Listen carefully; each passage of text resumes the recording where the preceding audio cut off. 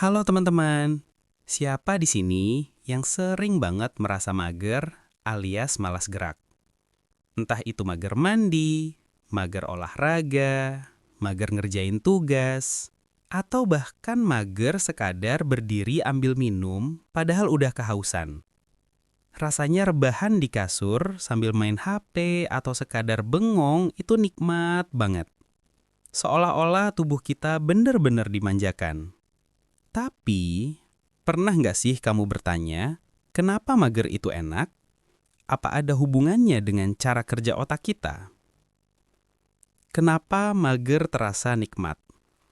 Secara psikologi dan biologi, manusia punya mekanisme hemat energi. Di zaman dulu, nenek moyang kita hidup dengan berburu dan bekerja keras hanya untuk bertahan hidup. Jadi, otak manusia terbiasa mencari cara menghemat tenaga sebanyak mungkin. Nah, kebiasaan itu masih terbawa sampai sekarang. Bedanya, kalau dulu hemat energi itu penting biar bisa bertahan hidup, sekarang malah sering jadi alasan kita rebahan terus. Selain itu, saat kita mager, otak memproduksi sedikit dopamin, yaitu zat kimia yang bikin kita merasa senang. Misalnya saat kita rebahan sambil nonton film, scrolling media sosial, atau ngemil.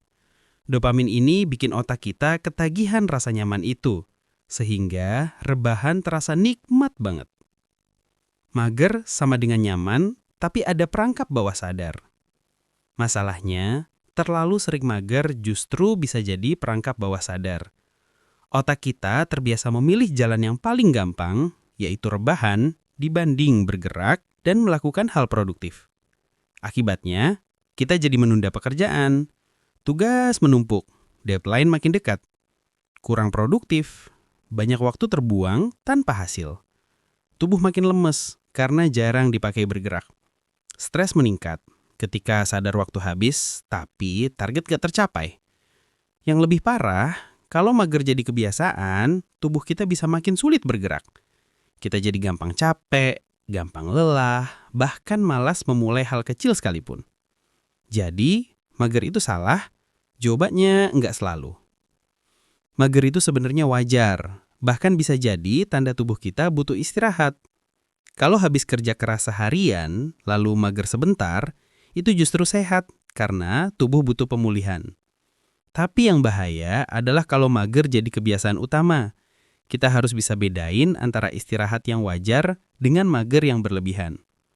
Cara mengatasi mager tanpa harus maksa diri. 1. Mulai dari hal kecil. Jangan langsung target besar.